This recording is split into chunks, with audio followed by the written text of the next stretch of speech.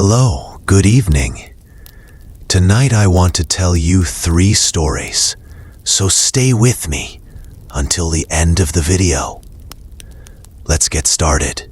Story 1. Johnny and the baseball field. Back in high school, my friends and I had a hangout spot like no other. A baseball field behind an abandoned grade school.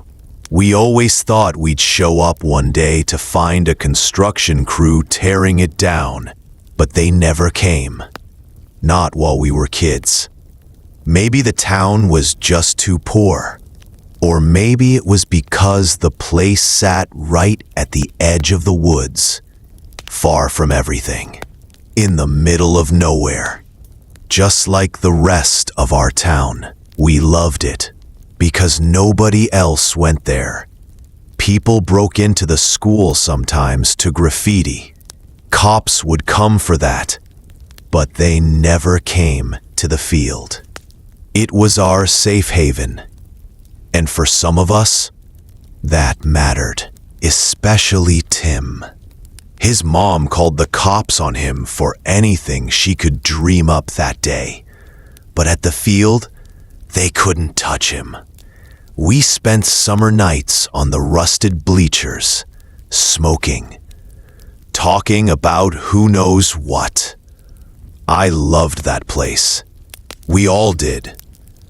But even before everything happened, one thing always creeped me out.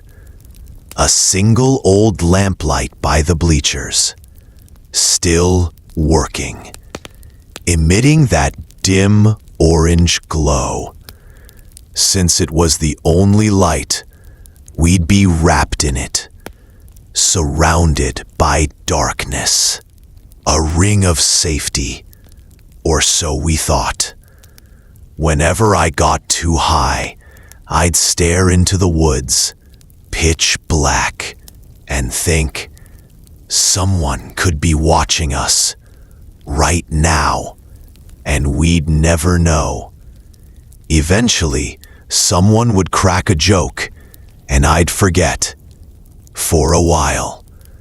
I still wonder how many times they watched us. I'll never know. The night Johnny didn't show. Early summer. One night, Johnny and I planned to meet at the field. I must have left earlier, because when I got there, his car wasn't. I broke the unspoken rule. Don't walk through those woods alone at night, even if you think you're tough. But I liked the thrill. I reached the field. Waited 10 minutes. Nothing. Started smoking. 30 more minutes. Still nothing. The thrill turned into unease. I jogged back to my car and texted him. No response. After 10 minutes waiting, I just drove home. Next morning, still nothing from him. I was annoyed until my mom asked if I'd seen him. Our friends didn't know either. The last time anyone saw him was 2 nights earlier at the field. A day passed. Then another. Search parties spread everywhere. We joined some, but nothing turned up. To this day, his body was never found. I tried telling myself he ran away. He always talked about traveling, about escaping the claustrophobia of our town. But deep down, I knew he wouldn't leave without a note. Probably left on the bleachers, where only we'd find it. The strangers at the field. A month later, anger pushed me back there, alone. But as I stepped out of the woods, I saw them. 3 people sitting perfectly still on the bleachers, motionless, statue-like. But the fourth one, he was dancing, skipping, moving with this unsettling happiness. Not normal happiness. Wrong happiness. He looked familiar, but in that dreamlike way where you recognize someone without knowing why. I couldn't handle it. I slipped away as quietly as possible. They didn't follow, I think. Back at my car, relief washed over me until I drove around the school lot. There was a car, Johnny's model, and as I spotted it, the headlights flicked on. I panicked and sped away. All summer, I couldn't get them out of my head. Then one day, flipping through the yearbook, I froze. The dancing man was in the background of a photo. A janitor. His face. His hair. It was him. I told my friends. They didn't know what to do. I went to the cops. They humored me with a background check. Found nothing. No records. No trace. Even the social security info led nowhere. A ghost of a man. The last time, near the end of summer, I returned to the field with a few friends. But the magic was gone. Every glance into the woods filled me with dread. That place wasn't home anymore. I left that night and never went back. A few days later, early morning at a Dunkin' Donuts, I saw him, the dancing man, the janitor. He saw me, smiled, hurried out. I followed until he leapt into a car waiting at the curb. But the license plate, I recognized it instantly. Johnny's plate, 4-Pack 207. The same car, repainted. I should have known. That was the last time I ever saw him, or the car. Rest in peace, Johnny. The second story of Tate Hell, summer 2024.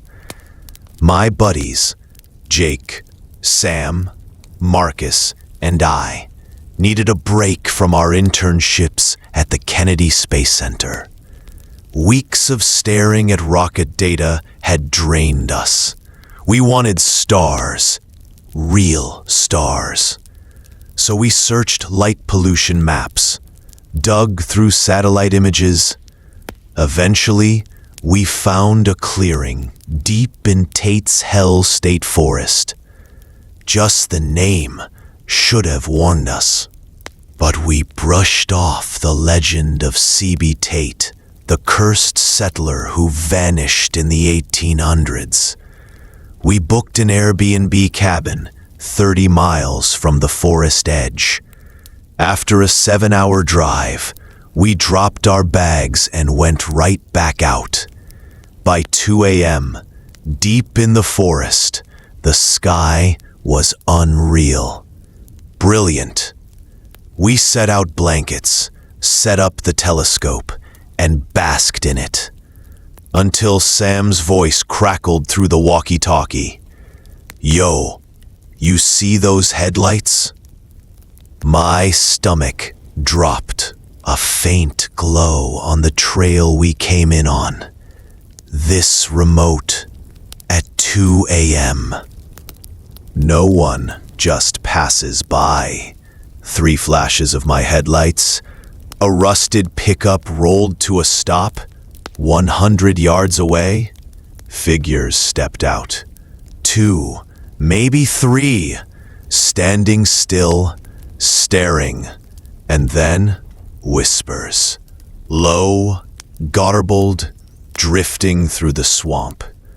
Marcus whispered, "This is messed up." We moved, fast. We found another clearing. 5 minutes later, "They're back," Marcus said. The same headlights, closer, Engine revving like a threat. We bolted. The truck chased us through twisting forest roads, its high beams burning through the mirrors. We were trapped between fear and the woods. But finally, pavement. A highway sign. We stopped, breathing hard, listening to nothing but crickets and the crackle of our walkie-talkies. We made it back to the cabin in silence. Locked the doors. Who were they? Poachers? Smugglers?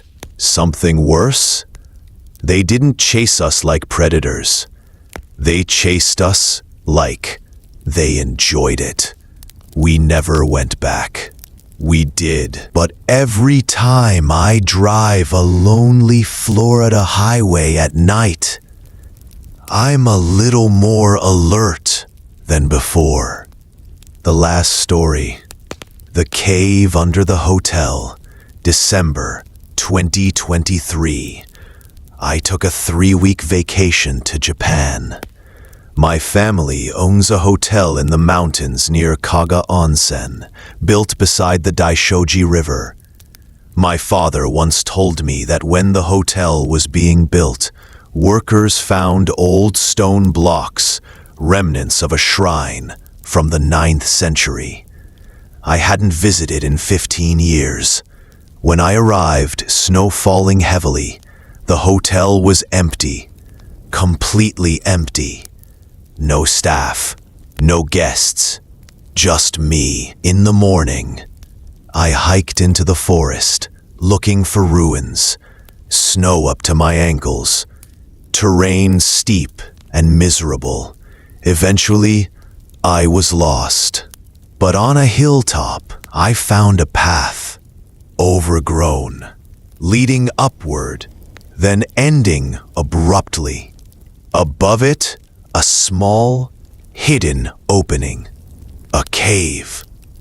The smell hit me instantly, animal-like, thick and stale. Inside, a stone alcove. A large rectangular block at its center. Deeper in, a chamber. Another stone block, this one hollow. Inside, bones. Human bones. Alongside them, a long piece of steel. Old coins with square holes. I picked up a coin. Instinct, I guess. Then, a crash from one of the side tunnels. The smell grew stronger, mixed with smoke. A rhythmic thumping echoed through the cave, like a drum. I backed away, grabbed the steel blade, ran. As I fled, the cave vibrated, shaking around me. I dove out the entrance, tumbled down the slope, and kept running until I reached a road. A passing driver took me back, 4 miles from the hotel. I packed immediately and left for Kanazawa. In February, when the hotel reopened, my father texted me. Someone had broken in. Nothing stolen, nothing damaged, except the door to my room, smashed apart, with some metal object. I don't know if it's connected, but I'm never staying there again. Goodbye until another night.